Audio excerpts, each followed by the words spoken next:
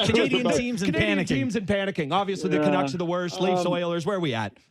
Yeah, I mean, listen, the Canucks, man, I just feel so badly for that team. We had Dan Murphy on Hockey Central last night with Justin Bourne and Mike Fuda, and JB, you heard him. My first thing was like, wow, we're 8 days in, and it just seems like the world is collapsing. And he's like, 8 days, it feels like 8 months. And I'm sure for those players, it really does right now.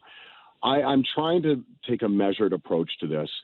You know, to lose 4 games in a row on the road when you had multi-goal leads in every game, it's really unfathomable on some levels. But having said that, you know, the season's not lost. There's a lot of hockey left to be played. You know, if things start to go south, I think a lot of people might question the makeup of the team, because we all said, wow, we love the goalie, Thatcher Demko. We love the forward groups, specifically the top 6. What they need is a bit more depth forward groups, and most clearly they need more depth and more quality on their blue line. And was that addressed to its fullest?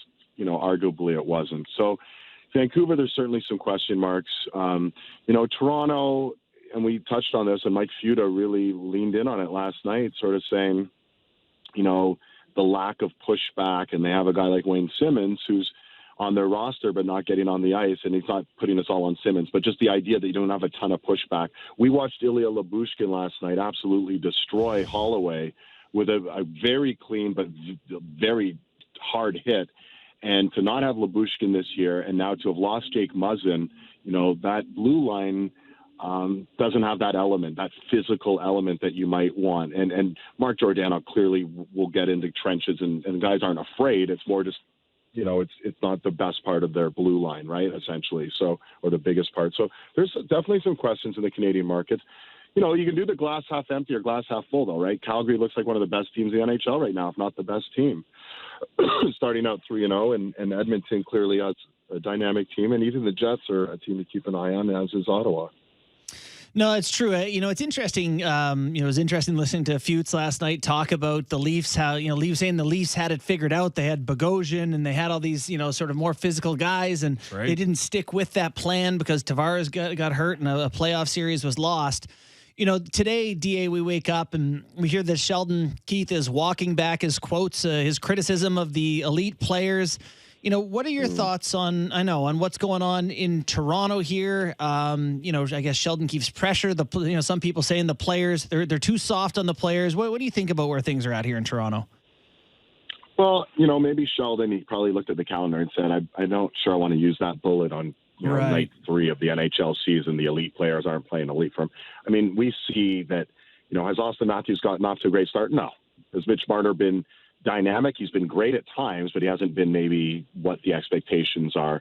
And, you know, quite frankly, the Leafs need that core 4 to be dynamic most nights, right? You know, that's going to come down to that. And every team can say that. Last night, McDavid and Draisaitl didn't light it up, and Edmonton lost to Buffalo. So what Sheldon Keefe said is true. I think he wants to, you know, insulate his team, and maybe he would be like, this is a conversation I can have in closed doors. I don't need to have it in the public. And if Kipper were on the show today, he'd probably be saying that. I'm not sure Austin Matthews or the players want to hear that put out into the media, right? It's funny though. I appeared on a show a few hours. In fact, it was Tim and Sid a couple hours before the Leafs game against Arizona, and Faisal Kamiza was in for Tim and said, "What are you expecting from the Leaf? Like, what are your expectations for this Leaf game tonight?" And I said, "I want a blowout. Like, this is the blowout game. This is everyone get the cookies, feel good about themselves. We see the juggernaut in action. You know, Matthews lights it up, and all the guys light it up. And, you know, Arizona had allowed 48 shots per game in their first 2 games. And the Leafs, even though they had all that great Corsi numbers and possession time and all the rest, at one point, like 12 minutes in, they had 3 shots on goal. And I'm going, man, what's going on here? So I think we're all waiting for that moment, that big, wow, this is that team we expected, and we haven't got there yet.